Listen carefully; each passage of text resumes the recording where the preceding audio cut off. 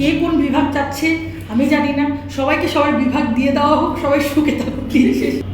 সবচেয়ে বেশি নোয়াখালীর ভাষাটায় দর্শক আমাকে পছন্দ করেছে। আমি আরও ডিফারেন্ট ক্যারেক্টার প্লে করতে চাই, আমি ডিফারেন্ট গল্পে কাজ করতে চাই, আমি লার্জ স্কেলে কাজ করতে চাই। ভালো কাজ যতদিন আপনি করে যাবেন আপনাকে প্রয়োজন হবেই, সেটা সিন্ডিকেট থাকুক আর না থাকুক। কে কোন বিভাগ চাচ্ছে আমি জানি না, সবাইকে সবার বিভাগ দিয়ে দেওয়া হোক, সবাই সুখে থাকুক।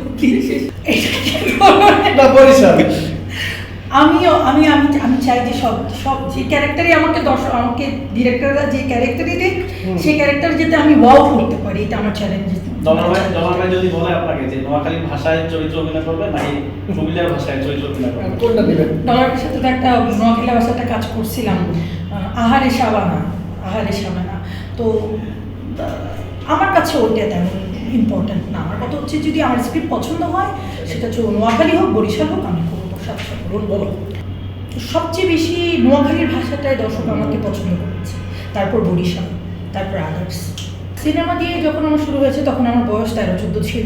তখন আমার অ্যাক্টিংয়ের জায়গা তেমন ছিল না, পড়াশোনার জায়গা তেমন ছিল না। শুরুটা করেছি, এটা ভেবেছি যে নায়িকা হব, কিন্তু নায়িকা হওয়াটা এত সহজ না। পরে নানান প্রবলেমের মধ্যে পড়তে হয়েছে। বাবা মারা যান, তখন বিশাল একটা গ্যাপ দিয়ে দিই সিনেমায়। তখন আবার যখন ব্যাক করি, ভাবলাম যে এখন আর সিনেমাতে যাব না, আমি এখন আবার নিজেকে আগে তৈরি করি। দেন আমি অভিনয়ে মনোযোগ দিলাম। 2021 থেকে কন্টিনিউয়াসলি আমি নাটক করা শুরু করলাম, দর্শক পছন্দ করা শুরু করলো। নেক্সট টাইম যদি ভালো গল্প হয়, অবশ্যই কাজ করার ইচ্ছা আছে সিনেমায়। আমার হুমায়ুন আহমেদের আমি বইটার কথা মনে পড়ছি না, সেটা জ্যোৎস্না ও জননীর গল্পেও নাকি মধ্যাহ্ন 1-2, আমার মনে পড়ছে না। ওখানে একটা গৌরাঙ্গর একটা ক্যারেক্টার আছে, গৌরাঙ্গ। ওই ক্যারেক্টারটা আমি করতে চাই, যদি আমার তৌফিক দেয় আল্লাহ, আমি ওই ক্যারেক্টারটা করতে চাই। ওই ক্যারেক্টারটা আমার জীবনে অভিনেত্রী হয়ে ওঠার ভীষণ একটা বিরাট একটা প্রভাব পড়েছে। গৌরাঙ্গ ক্যারেক্টার, আমি বইটার নামটা বলতে পারছি না, হয়তো জ্যোৎস্না ও জননীর গল্প হতে পারে, আদারসে মধ্যাহ্ন 1, মধ্যাহ্ন 2 হতে পারে বই, কিন্তু আমি গৌরাঙ্গ চরিত্রটা করতে চাই। আমার ইচ্ছে ছিল, আমি তখন নাচ শিখি, আমার সবচেয়ে বড় সাপোর্ট দিয়েছে আমার মা মুভিতে কাজ করার জন্য। হয়তো কন্টিনিউ করতেই পারতাম, কিন্তু বাবা মরে যাওয়ার পর আসলে কন্টিনিউ আর মুভি করা হয়নি। হ্যাঁ, কাজ করেছি, তখন বুঝে না বুঝে অনেক মুভি করেছি, যে মুভি আসলে করা ঠিক হয়নি। সেটা নিয়ে আমার তেমন কোনো গিল্টি নাই, কারণ যা হয় ভালোর জন্যে হয়, এবং যা হবে হয়তো ভালোর জন্যই হবে। তো সব জার্নি আসলে ভালো। ওই জার্নি যদি না হতো, আজকে ইমু শিকদার হতো না। আজকে ইমু শিকদারের খাদিজা, যে তুমি আমার যে খাদিজার ক্যারেক্টার, এটি ইমু শিকদার করতে পারত। বাবার স্বপ্ন ছিল যে জীবনে বড় হোক, এবং তুই বড় বোন হিসেবে তোর যে ভাই আছে ওদেরকে আসলে আমি মরে যাওয়ার পরে অ্যাজ এ ফাদার যেই কেয়ার করে সন্তানের, সেই মায়াটা, সেই ভালোবাসাটা ভাইদের ওপর রাখিস, এইটুকুই ছিল। আমার বাবা শুধু একটা কথা বলতো, যে আমার বাবা ভীষণ আমার মাকে ভালোবাসতেন। আমার মা তো বরিশালের, তো একটু রাগী, বাট ভীষণ মায়াবী। আমার বাবা একটা কথাই বলতো, যে যদি আমি পৃথিবীতে না থাকি, তোদের জন্য তোদের মাই যথেষ্ট।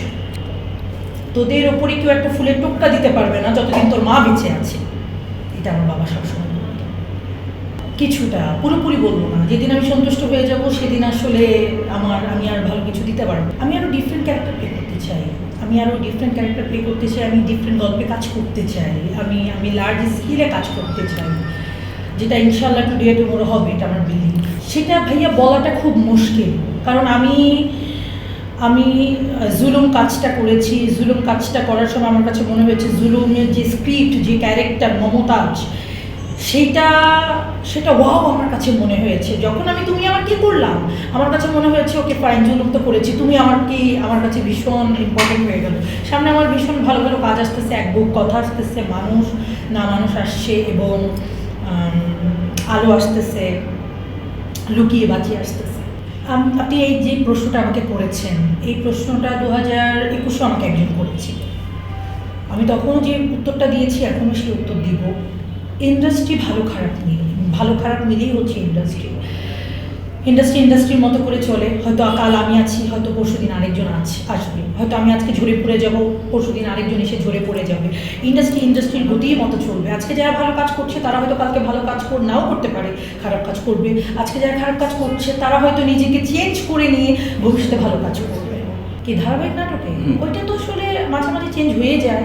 এটা আসলে ডিরেক্টরেরও দোষ নাই, এটা আসলে প্রডিউসারের দোষ নাই, আর্টিস্টের দোষ নেই। এটা আসলে ভাই ডেটটা ধরেন আমাদের হয় কি যে ডেটটা নিয়ে আসলে আজকে যার ডেট পায় আজকে তার সাথে কাজ করা হয়। তো একটা ধারাবাহিকে যখন কাজ করি, যখন যার ডেট পায়, যখন যার বেশি ডেট পায় তখন তাকে নিয়ে কাজ করা হয় বেশি। আবার যখন যার ডেট পাচ্ছে না তখন সেই ক্যারেক্টারটা আসলে আস্তে আস্তে সরে যায়। তো এটা আসলে ডিরেক্টরেরও দোষ নেই, এটা আসলে সময়ের উপরে সকল কিছু ডিপেন্ড করছে। আপনি কাকে দোষ দেবেন, কাকে দোষ সিন্ডিকেটে যেটা আমার কাছে এটা মনে হয় না। আমার কাছে মনে হয় যে সিন্ডিকেট করেও দিন শেষে কোনো লাভ হয় না। দিন শেষে ভালো কাজকে জরুরি, ইন্ডাস্ট্রি টিকিয়ে রাখার জন্য ভালো কাজ খুবই জরুরি। আজকে যদি আমি ভালো কাজ করি কালকে আপনি আমাকে নিয়ে কাজ করবেন, সে আমাকে নিয়ে কাজ করবে। আমি যদি খারাপ কাজ করি কালকে সে আমাকে নিয়ে কাজ করবে না, আজও সে আমাকে নিয়ে কাজ করবে না। ভালো কাজ যতদিন আপনি করে যাবেন আপনাকে প্রয়োজন হবেই, সেটা সিন্ডিকেট থাকুক আর না থাকুক। ভিউটা নাটকের জন্য দরকার, নাটকের জন্য ভিউটা দরকার, আবার প্রশংসাও খুব দরকার। এমন আছে কারো নাটক 10 মিলিয়ন হলো সেটা ভাইরাল হলো, আরেকটা হলো যে একটা নাটক 2 মিলিয়ন হলো সেটা প্রশংসনীয় হলো। তো দুইটাও কিন্তু দরকার। প্রশংসাটা কোয়ালিটিফুল কাজ দিন শেষে খুবই জরুরি। ওয়েব সিরিজ নিয়ে আপাতত ভাবছি না, যদি আসে, যদি গল্প পছন্দ হয়, ক্যারেক্টার পছন্দ হয়, ইনশাল্লাহ কাজ করব। কাজ করার অবশ্যই ইচ্ছা আছে, সেটা যে কোনো প্ল্যাটফর্ম হোক, সিনেমা হোক, ওয়েব সিরিজ হোক, নাটক হোক।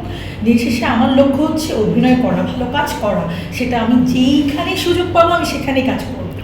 দেশের অবস্থা তো একটু সরকারটা যেহেতু সরেছে সেহেতু তো দেশের সব সেক্টরেই একটু তো ঝামেলা হচ্ছেই। সেটা নাটকের জগৎ বলেন, ছবি জঙ্গলে বলেন, বা আদার্স বাইরে সব জায়গায় একটু প্রবলেম হচ্ছে। কিন্তু দিন শেষে হচ্ছে রিজিকের মালিক আল্লাহ। আল্লাহ যদি আপনার নসিবে রিজিক লাগে, মানে রিজিক লিখে রাখে, সেটা কোথাও না কোথাও থেকে আসবে। আপনার ব্যস্ততা ঠিকঠাক আছে কিনা, নাকি একটু ভাটা পড়েছে? আমার কাছে ঠিকঠাকই চলতেছে আলহামদুলিল্লাহ। দেখেন, অ্যাওয়ার্ড অনুষ্ঠানগুলো হয়তো প্রয়োজনই করে তারা, যারা এই অ্যাওয়ার্ড অনুষ্ঠানগুলো হয়তো তাদের প্রয়োজনই হয়তো তারা করে। আমরা যদি পজিটিভভাবে নিই, নেগেটিভভাবে নিলে একদমই নেগেটিভ। এবং যে জামাকাপড় নিয়ে বললেন, ড্রেস আপ নিয়ে বললেন, অবশ্যই আমাদের দেশের সংস্কৃতি, আমাদের দেশের বিষয়টা মাথায় রেখে আমি বলবো অবশ্যই পোশাক আশাক পরা, এটা আমি বলবো। কারণ দিন শেষে আমার ভাই আছে, আমার আত্মীয় স্বজন আছে, যাতে তারাও যখন আমাকে স্ক্রিনে দেখবে তাদের যাতে দেখতে খারাপ না লাগে, সেভাবে আসলে পড়া, যতটুকু আসলে মার্জিত থাকা। এই সময় অনেকে বিদেশি স্থায়ী হচ্ছে, সেরকম পরিকল্পনা আপনার আছে কিনা? না, আমি নিজের দেশকে ভালোবাসি, আমি নিজের মাটিকে ভালোবাসি। যত যাই হোক আমি নিজের দেশেই থাকবো।